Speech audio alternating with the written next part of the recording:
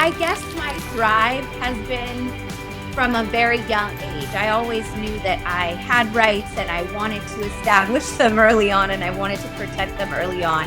Welcome back to Meet Bridget, a show that sheds light on the often untold teenage and young adult stories of successful women from all types of backgrounds and in all sorts of careers. This show is an extension of Bridget, a confidence coaching service for young women. I'm Kashia Rosenberg, and I co-host this show alongside my best friend and Bridget founder, Asha Gabriel. So it's no secret that we love what we do here at Bridget. Our diverse library of badass females has only grown with the podcast. And with that, so has our community. It's something we're really proud of. So today we're bridging one such connection, and we're bringing on a longtime listener and supporter of Meet Bridget, Marlen Martinez. Marlen is a first-gen LA-born Latina currently in her third year of law school at University of West Los Angeles, where she's scheduled to earn her Juris Doctorate in May of 2024. She aspires to provide representation for all underserved communities while upholding her Cuban Salvadoran roots. And her main goal is to diversify the pool of U.S. attorneys to ensure justice and legal counsels available to all minority groups. I'm really excited to have you on the show, Marlen, and to share some of your experiences and major learnings throughout this huge transition in your life. Thank you for joining us. Thank you so much. I'm so excited to be here. So, first of all, thank you so much for supporting us. As you know, we typically start out our episodes talking about formative teen years. So because this is a little bit more recent for you, I want you just to tell our listeners a little bit about where you're from in LA, like a little bit about your background, your parents, and kind of go into why law school. Okay, yeah, sure. So first of all, I was originally born in Downey, California. I'm a 99 baby within the first 5 days. So I'm happy to say that I'm still in the 90s. My parents both immigrated to LA in the 80s. My mom is a Cuban refugee and my dad is from San Julian, Sonsonate, El Salvador. Dad was a teacher and he was fleeing the civil war that was going on at the time in El Salvador, and he came here to pursue a better life. And my mom was fleeing Cuba for political reasons. So my reason for going into law school stems from that why primarily. And wanting to represent people like my parents who come to this country for better opportunities and need legal representation that's attainable for them to get in order for them to achieve their goals. So after my parents immigrated here, they moved to Downey from their small little apartment in LA. They had my two brothers. I'm the youngest of three. And when I was in elementary school, I moved to the Valley, and that's where I'm currently at now. I got my bachelor's degree in English literature at Cal State Northridge after high school, and I stayed local to the Valley, and now I go to UWLA in Woodland Hills. Okay, so you are obviously very driven and very passionate about what your goals are. To me, it sounds like you know exactly what you want to do and the direction you want to go. Did you always feel that way? Did your parents influence these things, or is this all Marlen? I think my parents definitely influenced me into always speaking up about what I felt was truly right. And it was important to them that I had some sort of mechanism that would allow me to use my voice to help other people that needed the assistance that were within our own communities. My parents will tell everyone that as a child, I said I wanted to be the first female president. And I was super insistent on knowing my rights ever since I was very young. I got my first ID at like the age that you can get it, which I'm pretty sure is like maybe 6 or 7. I'm not sure. I don't remember exactly what age, but I was Because very you young. wanted it? Yeah, I just wanted it. And I told my mom I want a piece of paper with my name and my some means of identification for me besides my passport that I can have on me at all times. And my mom was like, "Can you even get an ID?" And I was like, "I don't know, like look it up for me." And she looked it up and sure enough, I could get an ID. And the next day she took me to the DMV and I got one. They had to put me on a desk chair that had to be pushed up all the way because they had never had a person so short sit in front of the picture. So I guess my drive has been from a very young age. I always knew that I had rights and I wanted to establish them early on and I wanted to protect them early on. And as I grew, I wanted to protect other people's rights. And I learned more and more about the people that are overlooked often in our society. And that's what really drove me. And without my parents allowing me, and of course, my brothers, I'd like to credit my brothers who also went to the same law school as I'm currently in. My brothers and my parents both always let me be. I didn't have to ever explain myself to them. They were always just happy to support me in whatever decision I made. And they knew that as long as I had an opinion, it was valid. And I think that was Yeah. very important in my upbringing and in my choice of career. And had it not been for that, I don't think I would have been as eager and insistent on my career path. Like the Latina Matilda, Yeah. like heading to the Yeah. No. library. And my mom and I were joking about this weekend because she was like, "You've always been so good with directions since you were little." And I was like, "Are you trying to compare me to Matilda when she would walk herself to the To library?" the library. Yeah, that's exactly what I'm thinking of, this little With tiny her girl. wagon. Yeah, and her Yeah. book. And she does. She actually educates herself on the legal process, which is how she gets Yeah. adopted in the end. Okay, so you had two older brothers that really helped shape sort of the direction that you were going to go in. Did you have resources when you went to CSUN? How did you start to navigate the process between undergrad and then grad school? Like, walk us through step by Yeah. step kind of how you had to do it. Because for a lot of our listeners who are in this stage, at this crux of their life, trying to figure out whether they're going to go to grad school or go to college, I think it'd be really helpful to hear firsthand from somebody what steps you took, like if you had mentors, what Yeah. resources you had to lean on. When I was at CSUN, I already had a clear concept that I was going to take the LSAT and that I was going to pursue law school. That being said, I come from a very privileged background. So I did have some sort of resources as to, hey, how do I go about, thinking about studying for the LSAT, or how do I go about, applying for the LSAC, which is like the main program that facilitates the LSAT exam. And I did Mm-hmm. have help in that sense. But other than that, I was pretty much on my own. And I found that looking for mentors in positions where you may even not see yourself because to you it's unattainable is where you need to be.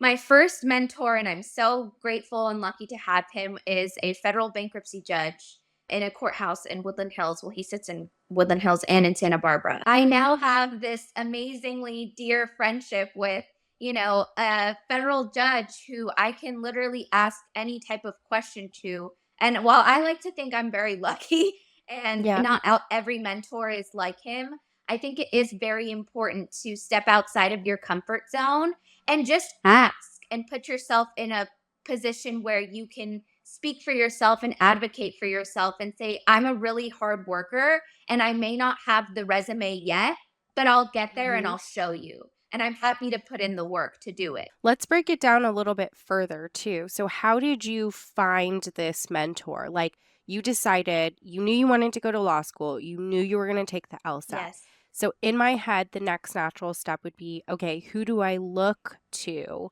as an Right. example and as a resource? So, from that step to finding this federal judge as your mentor, how did you go about that? It's actually a pretty funny story, and I've never really said it aloud, so it's wild that I'm bringing this up.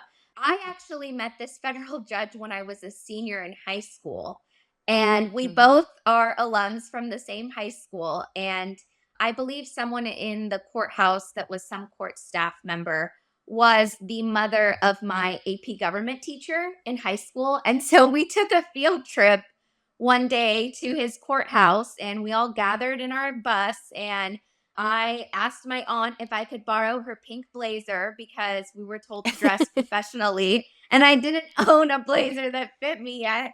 So I went to her house straight away the night before and I got my pink blazer and I got all dressed up in the morning and we went over and we sat through multiple hearings, and it was one of the most fun experiences of my life, seeing what I wanted to do in a firsthand setting. And now that I'm in law school, I understand all of the symbolic things that are placed within the courtroom and what it means to actually pass the bar and what that means for me when I do go into litigation and I argue in front of a judge. But, back then I wasn't so sure about what was to come. And then, long story short, I got into CSUN. I paid attention when professors were saying things that I liked, and I made sure that I made relationships with those professors and I got their credibility early on so that if I had questions, I could say, "Hey, do you know of any judges that are hiring externs, or do you know of any local courthouses that are looking for extra help?" And sure enough, I got one of my professors said, "Hey, I know of a judge that has externs that come every so often, and I'm sure he would love to read your resume." And so I shot him my resume, and within that week, I was in court. I remember the interview very distinctly in my brain. I was super nervous, but I went in and he was having hearings again. And so I went in alone by myself, had to go through security, had to do all of the, typical things that one does when you go to court. And it's basically like TSA. But Mm-hmm. after that, we went into his chambers and he interviewed me and went through my very short resume because I had no experience. And I made sure that I conveyed that I was willing to do the work necessary, even Mm-hmm. though I was the only extern that was not in law school yet, or had not been, even starting law school yet, or hadn't even taken the LSAT. But I made sure that I was specific and direct in the fact that I was going to put in all the work necessary to make sure that he would leave happy with me. And after I finished, we took a picture in the same exact spot that we took a picture in when I was a senior in high school. And it was a picture, I believe it was like 2 or 3 years in difference. And it was just crazy to see how just putting yourself in different positions and putting yourself in room, not being afraid to ask questions can get you somewhere. So did you realize that you had known the judge, that it was the same judge from a couple years previous? Oh yeah. I didn't know. I knew going in that I had been to his courtroom prior, but I didn't know that I would develop such a deep friendship with him and such Yeah. a long lasting relationship and a long lasting mentorship. And I'm very, very lucky to have him. So I really recommend that even if it's not a judge, even if it's an attorney that you really admire, or someone that is in their last year of law school, or someone that practices a field of law that you're particularly interested in, whether that's immigration or bankruptcy or criminal defense, you need to find someone that you admire in the field that you want to go into and just ask, plain and simple, if they're willing to teach you, as long as you're willing to put in the work. Yeah. I love that. I love that. And I think it's really pertinent. I think it's very, very smart advice because even for those students or even for those folks who are not really sure of what they want to do, I think that when you're going through high school, when you're going through college, hopefully and inevitably you will start to encounter people and situations that really pique your interest and you start to develop a sense of I like this or I don't like this, art, Right. this is great. I love art, and you start to go in a certain direction. You might not know exactly what you want to do, but your advice applies to any situation from, someone who has no idea what they want to do to the person who has a really clear-cut goal of what they'd like to do. It's, Yeah. keeping an eye out for people that you admire and maintaining relationships. And I Right. definitely agree, and Asha would too. Just making the ask is a big part of it. Do you ever get nervous when you have to make these asks? Do you ever feel Oh, like self-doubt or all have the any time. roadblocks? And I feel like they never really get easier. You just get better at doing it. I can't emphasize enough how important it is to not care about what you're going to look like to other people or your peers when you're trying to navigate what you're interested in pursuing as a career. CSUN had really great resources for me. They have a lot of great clubs, they have a lot of great events, and I want to make sure that everyone understands that when you're going through law school, you're going to have to get over your fear of what people think, regardless, because you're going to have to articulate your points and your arguments and your thoughts to someone in a cohesive manner without caring what they think, only caring about what the outcome of your situation is going to be. Putting all that aside, yes, you still get very nervous, and it feels weird when you ask people that are or people that you think are in a much, better off position than you in the career that you want to go into, you're like, man, what am I going to do asking a federal judge as like someone that hasn't even gotten accepted into law school if I can be their extern? But you will never know until you ask. And the worst response you'll get is that no, not now, or you get some feedback as to what you could do better next time, and you keep pushing forward. Otherwise, it's going to be really hard for you to gain the confidence that you need in order to successfully go through law school without fear or doubt in your brain that someone else is going to think that you're, not as Right, smart as right. them or not. And what Yeah. would you say to the person who says, well, Marlen, you seem so much more confident than I am. You seem so much more outgoing than I am. I don't think I could do that. I would say I wasn't always like this. And I wish that I had listened to my mom when she said to not care what people think. And the sooner that you get over your fear of disappointing people, or the sooner you get over your fear of what someone else is going to perceive of you as a result of you stating your opinion or you being yourself, is just going to hinder you. You need to move past that complex, because as soon as you start doing the things that you enjoy and you work on your craft and look at things more from the perspective of, I would rather learn this as opposed to just getting it done, that's when you really grow.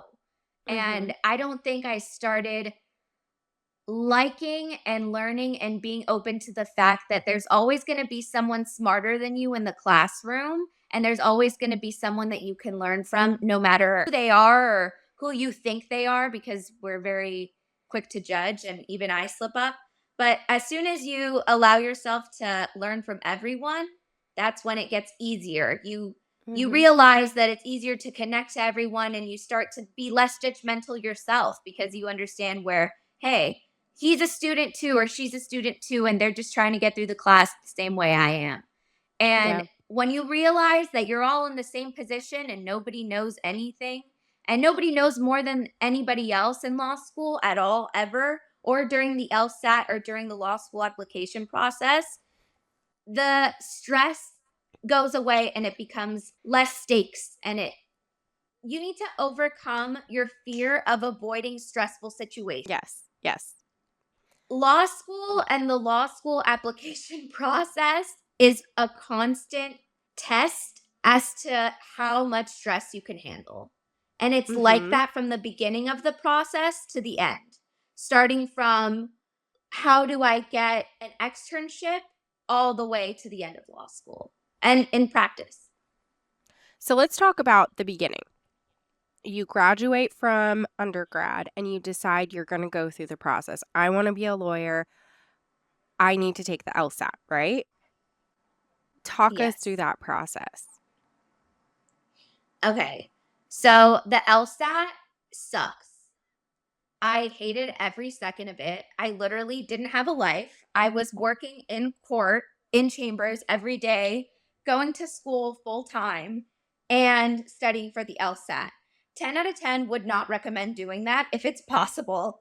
Don't stress yourself out and don't spread your butter too thin, because at the end of the day, it's your ticket and it's your opportunity to learn from the situation and to learn from the experience and to just take it as it is. It's like ripping a band aid off. The sooner you get it done, the sooner you can move on from it and scrape yourself again.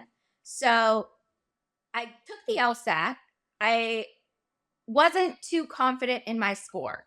Did you take a And preparation course? I did. And I don't necessarily think that the preparation course I took was the best one for me. However, I was working at the time, so I didn't have much wiggle room to adjust my studying tools. Mm-hmm. Um, but I did what I could with what I had. So there's different forms of LSAT prep that you could look into. There's online courses, there's books that you can use that you can order online that some people swear by.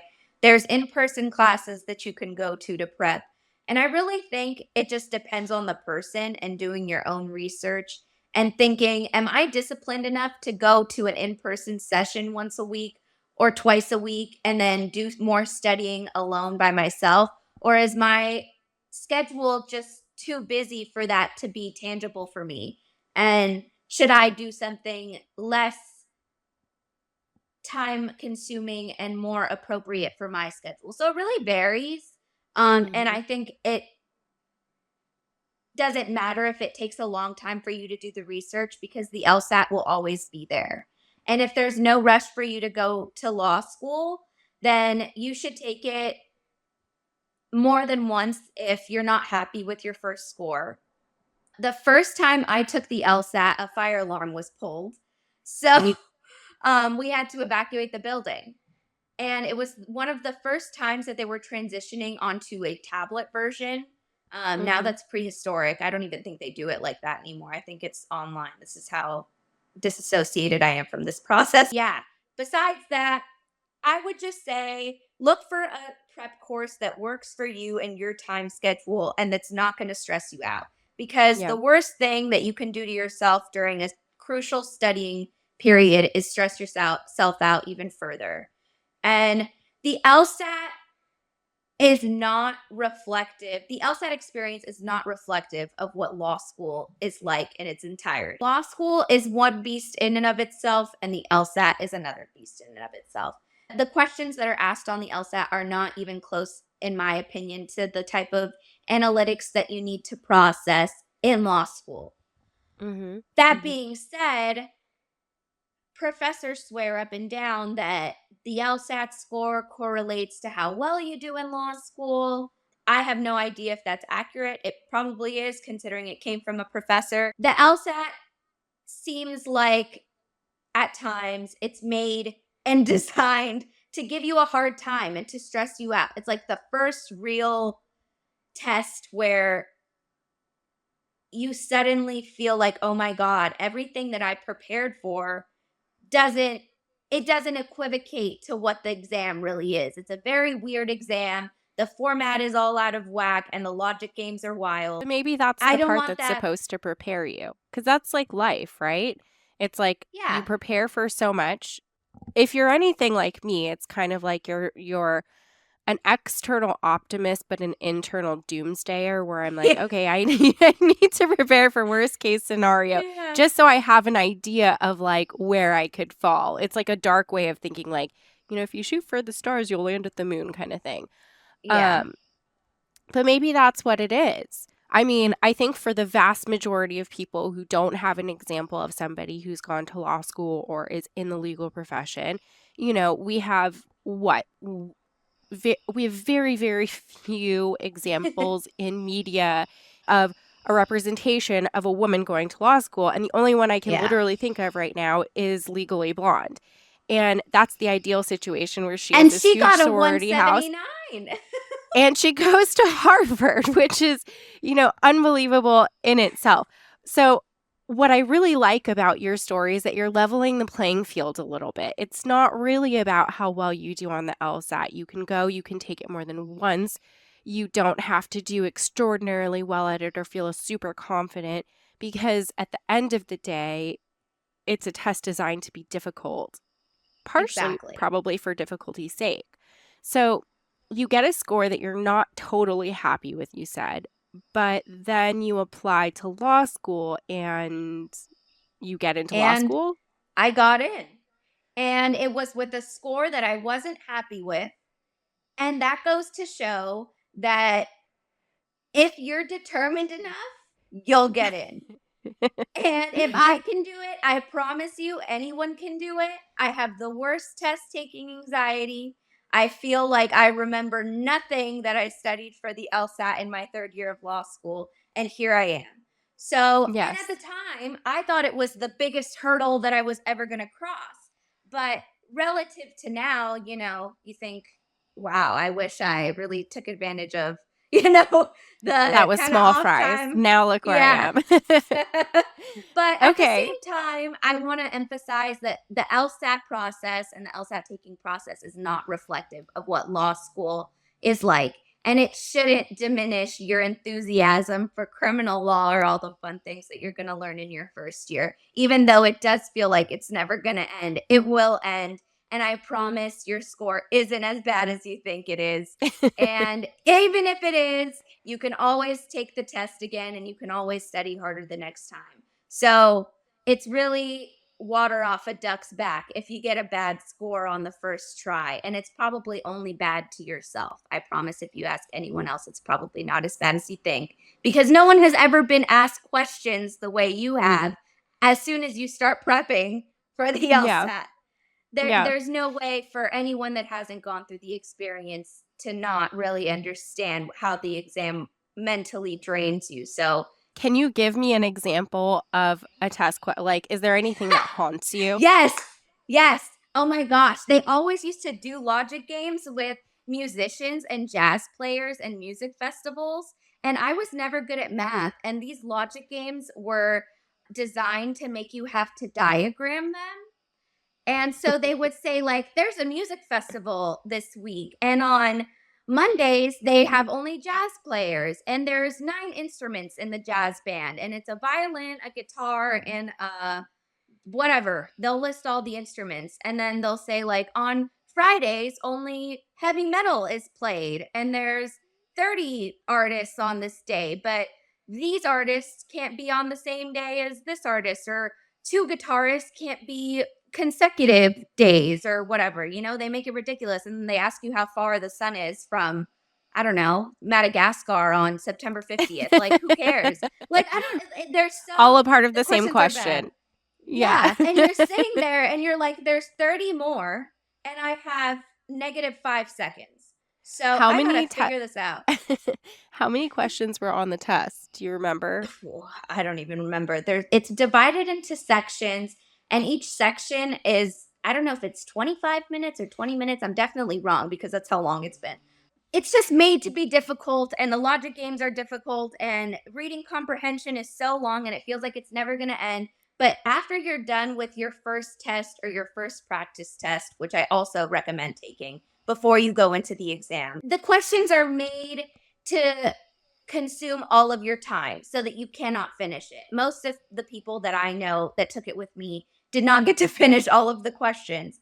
That being said, some people really thrive in environments like that. So I think at the end of the test taking or test prep period that I was going through, I enjoyed the logic games more at the end and I got better at them because I was Yeah. practicing them so much.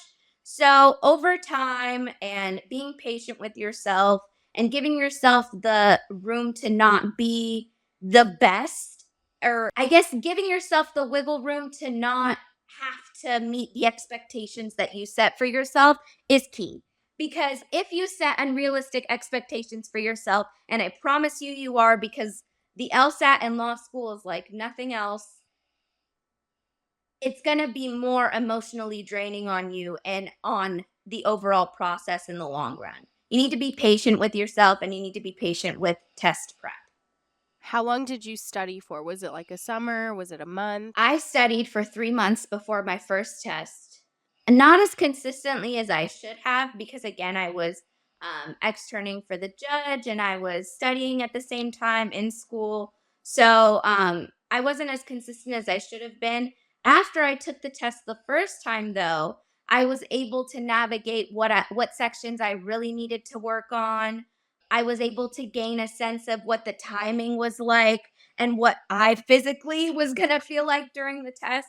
Because as silly as that sounds, you never really know what your body is going to feel like on test day. And anxiety Right. can really be the main one to betray you. So I don't know about anyone else, but my anxiety triggers me in like my sweat and I get nervous and I shake and I tremble.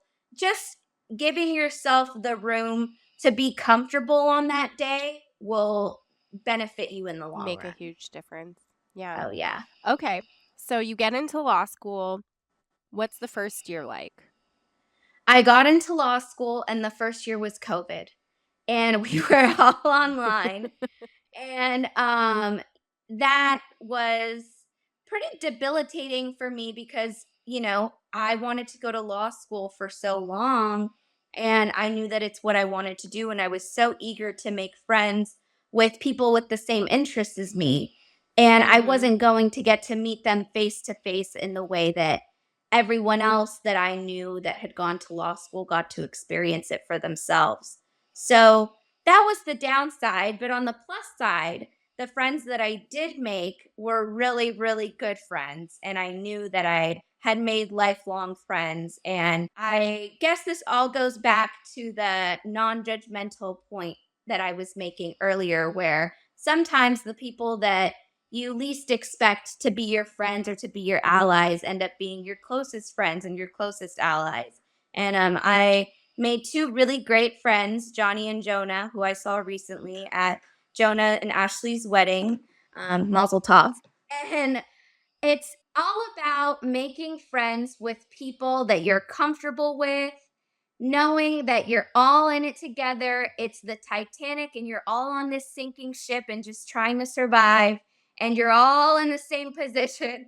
And nobody knows more than anyone, and you're all as equally stupid as the person to your left and to your right. No one is smart in your first year, and no one knows anything in your first year. I don't care if they have a million lawyers in their family. I promise you, they do not know strict liability. And I will die on that hill.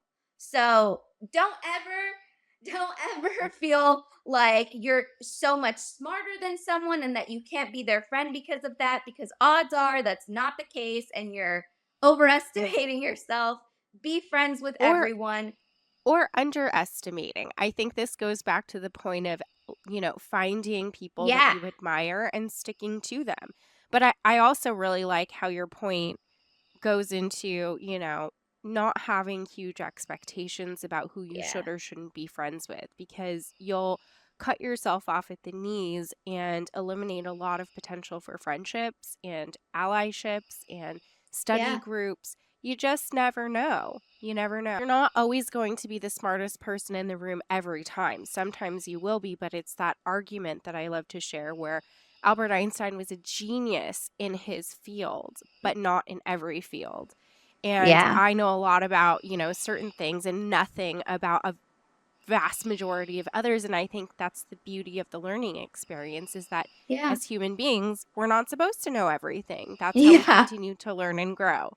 So, okay, first year, what about the second year? I actually have quite a few friends who are attorneys, and I remember when they were going through law school, everyone said the first year is terrible, and then the second year gets a little bit better.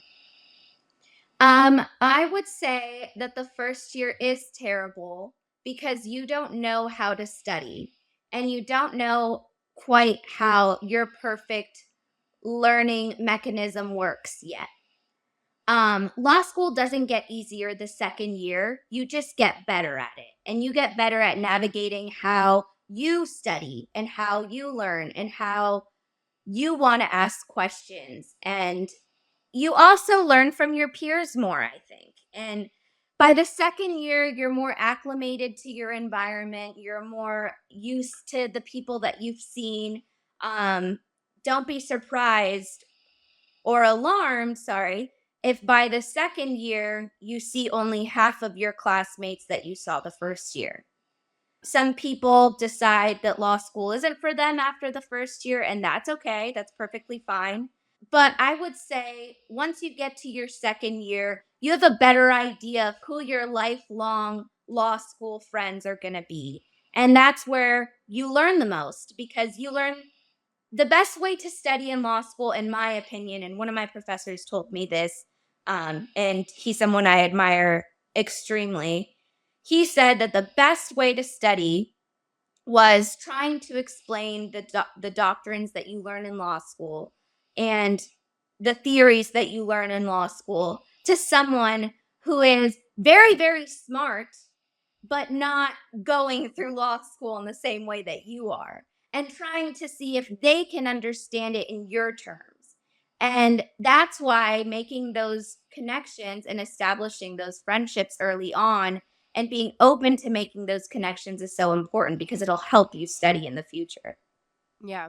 I think the same could be said. I mean, when I was studying for my boards, it was a very similar process. You have to look for, people who kind of have a basic understanding or a general understanding of what you're talking about. And then the goal is to try and re explain and re explain and re explain in different ways and Yeah. recontextualize the information so that it's not rote memorization. It's actually, you know, understanding the concepts that you're supposed to be learning. Yeah. Um, did you have more agency over what types of classes you were taking your second and third years? Did you have an idea more of like what type of law you wanted to study and what direction you wanted to head into? Well, in terms of knowing what field of law I want to study, even the people that I look up to as mentors now say that what I probably think I'm going to practice right now is likely not going to be what I practice in the future. And that's okay. If you don't immediately start practicing what you want to practice, or if you're not initially taking bankruptcy law and that's what you want to practice and you're Or if not you're taking not that your sure, first year. Yeah, or if you're not sure, that's also totally fine because the law is so encompassing of everything that I promise you will find some field of law that appeals to your interests and sparks your attention, you know? So, um, in terms of knowing what my classes were going to be like, the first year across most law schools is pretty similar. You take the pretty exciting classes your fun or the pretty exciting classes your first year. You take criminal law, you might take criminal procedure depending on the school. I did. You take con law depending on the school also. Torts is a really fun class. You look at life differently after that. But after the second year, you start to look into electives that you like, and depending on the school, you can also see if they have mentorship programs within the school where you can extern through your law school, or you can extern through a professor that's currently practicing, or most of my professors now, I'm very lucky and grateful, shout out to UWLA School of Law, that most of my professors now are sitting judges, and that is the most underrated experience I think that anyone can have when you're going through law school. I think finding professors that appeal to what you like and making connections with them and going to office hours and asking the questions that nobody else is asking, and then gauging from there. I like the way this professor teaches this class. What else do they teach? That's how I learned that I wanted to take my first elective, criminal practice. I really liked my criminal law class. I really liked my criminal procedure class. And it just so happened that the same professor that taught both of those courses was teaching criminal practice. And I thought, hey, what a good way to see if I want to do criminal defense in the future. I found out I didn't, but at least I know now. So, had yeah, it not been for smart. me taking that elective, I wouldn't have known that, hey, I don't really want to focus my attention on maybe applying to a criminal courthouse or a criminal defense firm or the DA's office or whatever type of, criminal law you want to go into. There's so many different ways that you could go about it, but now at least I know I don't. I think that the really cool thing about grad school that perhaps not a lot of people realize is that these are, once you get past undergrad and you have your bachelor's and you go into grad school, whether it's law school, whether it's business school, what have you, after the preliminary courses are done, it's really designed to give you an idea of what area or what specialty you're going to go into after that. So, in your case, you get through the first year of all of your required courses, and then the second and third years are usually designed to give students some kind of creative freedom over what they're going to do. The whole idea is to expose you to a lot of different things as many things as possible so that you can start to figure out like what area of law do I want to practice, what area of business interests me, and just to give you a multitude of different experiences. So in all of these processes, and I also want to talk about your experiences with teachers, I want to dive into that a little bit more. But before we do, have you, now you're in your third year, have you ever experienced moments of self-doubt where you were one of those people saying, is this what I want to do? Is law school still? Yes. I think everyone that goes through law school will have that moment once they get to a doctrine that is so mentally challenging and that you really can't wrap your mind around. You really start to question yourself and you think, am I in the right profession? Is my brain designed to handle this much capacity? Like, how do they expect me to remember this? And how do they think I can memorize everything in such a short amount of time and then not only regurgitate, analyze, and apply it to a hypothetical scenario? That's what your finals are going to be like. So, of course, at times you're thinking, these are real human beings that I'm going to have to deal with in the future. And it's going to be difficult to emotionally process everything all the time in the practice of law. And as soon as you understand that the stress is going to be not easier again, the same way that law school is, you're just going to get better at managing it and tolerating it and knowing that nobody's perfect and it's called the practice of law for a reason. And none of my mentors have ever told me that they're perfect attorneys or that they were perfect attorneys. They're also always practicing. So it's a constant evolution of how can I learn from this mistake and how can I grow in my practice and in my studies and in me just being an academic so that I can help everyone else and myself and be more knowledgeable for the next time. I think it's all about preparation.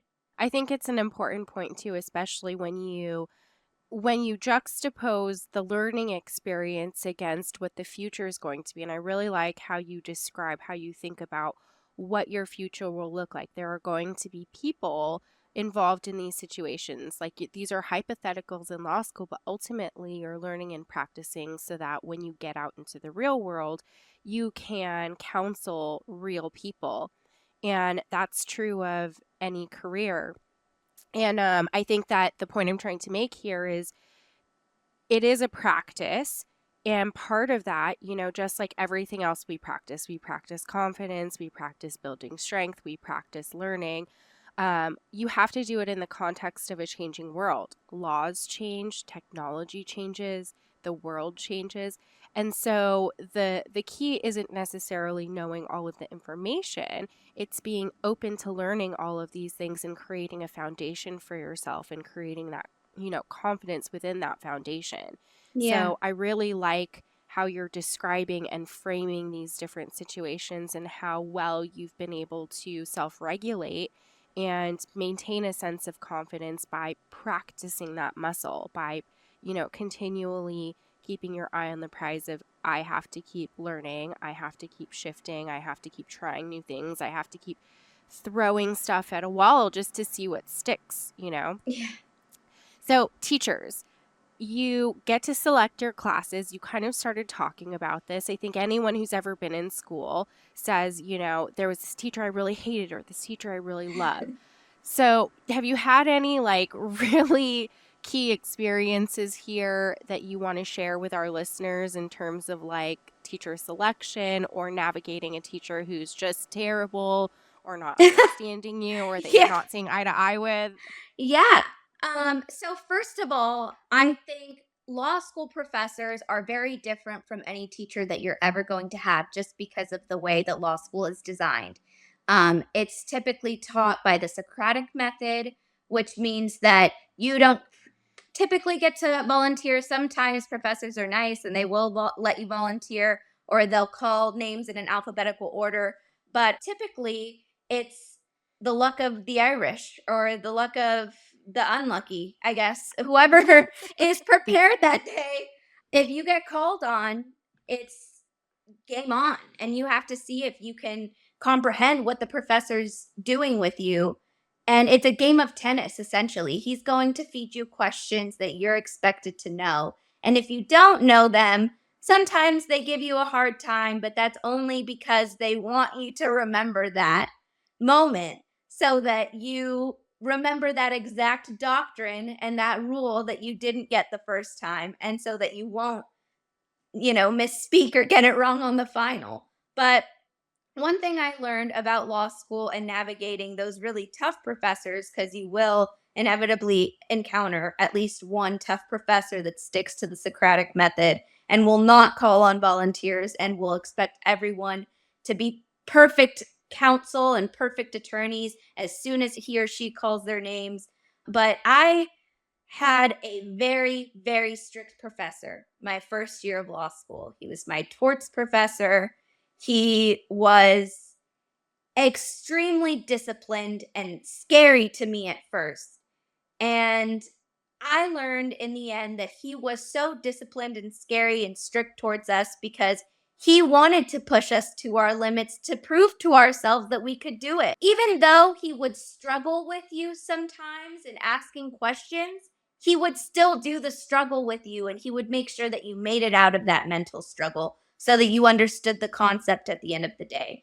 And sometimes those really tough and challenging professors are the ones that you appreciate the most in the end because you're way more prepared now than anyone else who's studying the same class as you.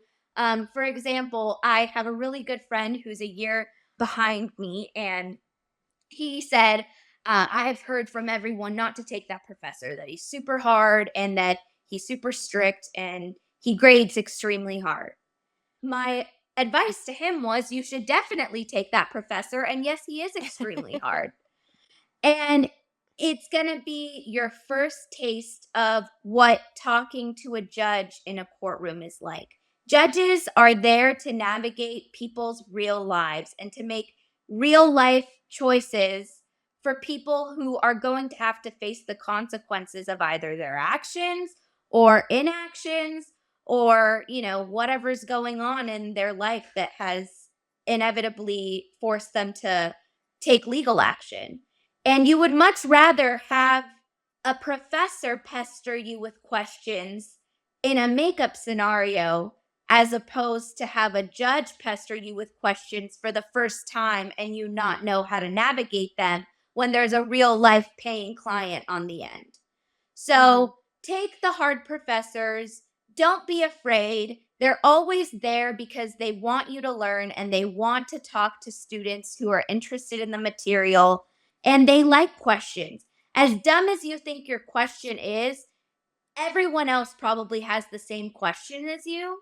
And the professor will likely be thankful that you were the one that asked it so that they didn't have to bring it up on their own. They like the back and forth. Law school classes kind of feel like a tennis match, and that's okay because that's what court feels like.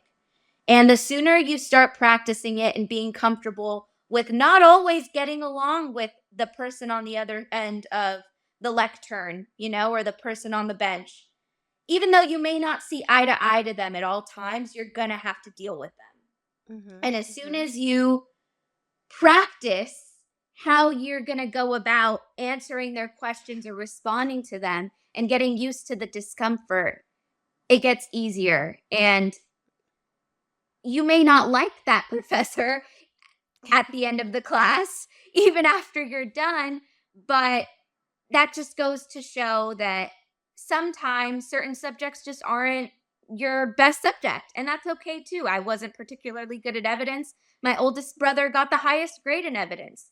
I got a really good grade in crim law. He didn't. So everyone has different opinions on professors. Not everyone has a clear concept of what every professor is like.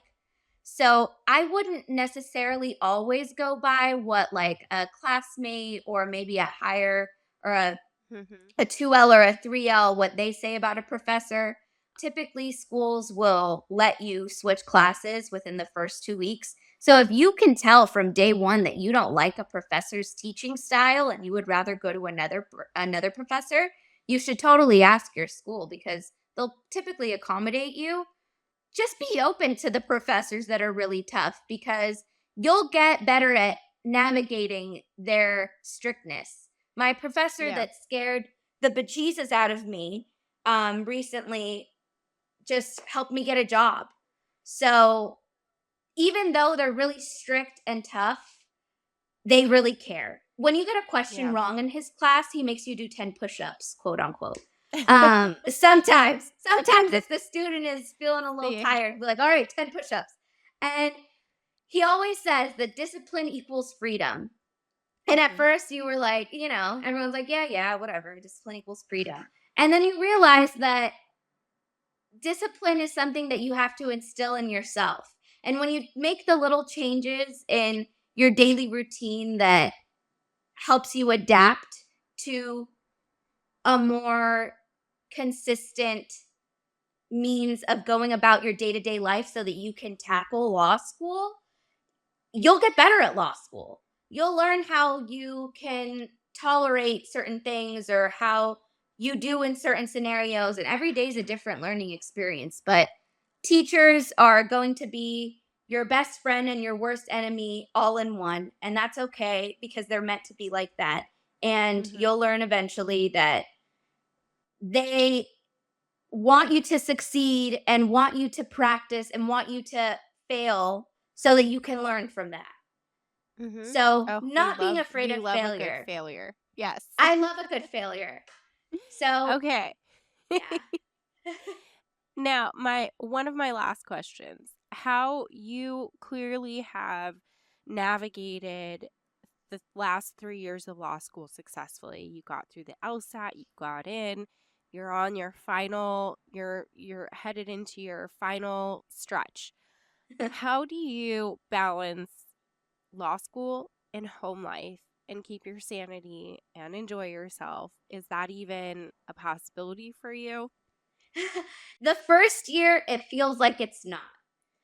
And that's okay because your spare time is going to diminish way more than it ever has in your entire life. That is because you don't want to ever hire an attorney who's incompetent. You don't want people representing you in court that don't know what they're doing. It's meant to be rigorous and it's meant to be time consuming, and you're meant to really put all of your energy into it. And that can Mhm. be difficult sometimes when you're navigating family events or if you have, a split family like I do. My parents are divorced, so sometimes navigating how I need to divide my time is a bit of a challenge.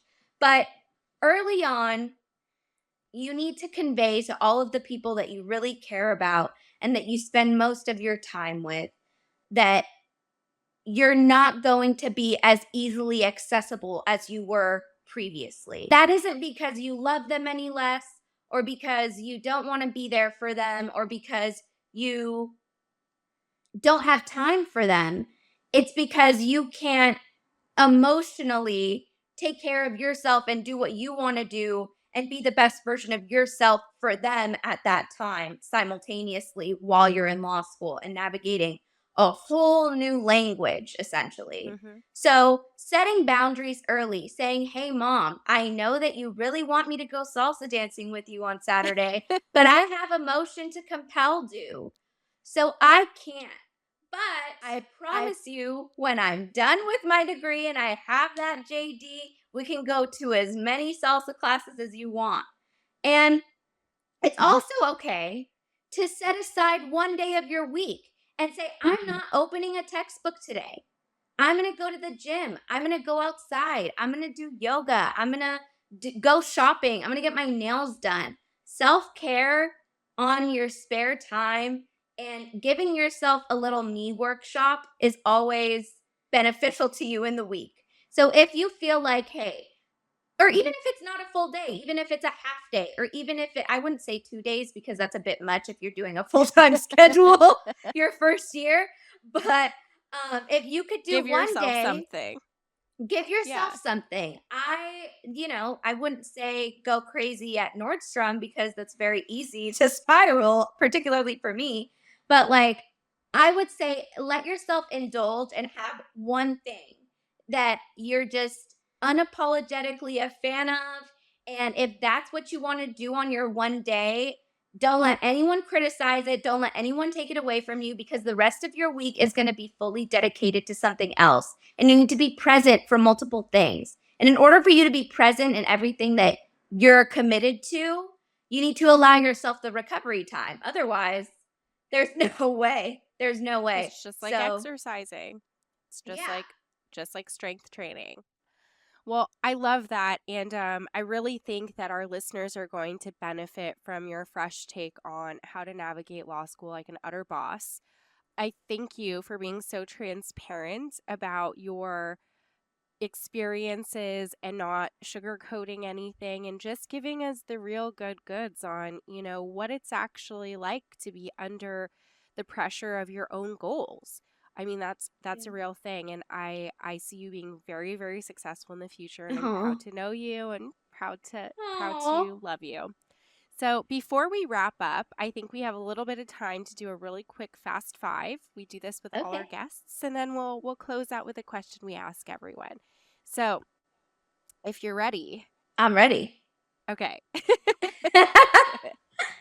Okay, number one, how do you wind down after a tough day? Definitely rotting in bed under the covers and blasting the AC and scrolling on my phone for like 45 minutes. Even though that's not the best way, it works for me and it lets my brain decompress. So that's what I Okay. do. Number two, best piece of advice you've ever received. From my mom, don't give a chat about what anybody thinks. Number three, one thing you couldn't get through your day without. My water bottle, my emotional support water bottle. And it's pink, very on brand. Yeah. Um, Number four, I think you kind of covered this, but virtual or in-person learning. It depends on everyone, but I personally love in-person learning. Okay. Number five, how do your most successful days begin? Blasting Beyonce on my portable speaker in the shower. I love that. Okay. All right. And this is the final question. We ask this of all of our guests. What was one quality you had as a young woman that you didn't take pride in then, that you look back on now and you really appreciate? Oh, I've never thought of that. I think being so opinionated. I was really ashamed of my own opinions for a long time, and I never really spoke up for myself. I wish I could be as unapologetically myself as I was when I was a child, and more open with my opinions and less timid now, or I guess less conscious of what anyone else is going to think, and just being open with myself and being open with my opinions. I wish Yeah. that I could be as outspoken as I was as a child. So, Yeah. I There's still time. You've got a lot of yeah, time. I feel like I was so much more unhinged as a kid, and now I'm like so much more refined. Sometimes I wish I was more unhinged, but You know, yeah, that's it. there's a time and space. I think you'll figure it out. Yeah. Well, thank you so much, Marlen. I think this is going to be a really, really great resource for a lot of people. And it was so lovely having you on the show. If you're willing to share some of your law school resources, we'll go ahead and link them in our show notes. And we thank you so much for coming on to the podcast. Thank you so much for having me. I'm such a huge admirer, and it's such a blessing and an honor to be here. And I'm really thankful. And I lastly want to say that law school and the practice of law and applying for law is a marathon, not a race. Excellent. Excellent advice.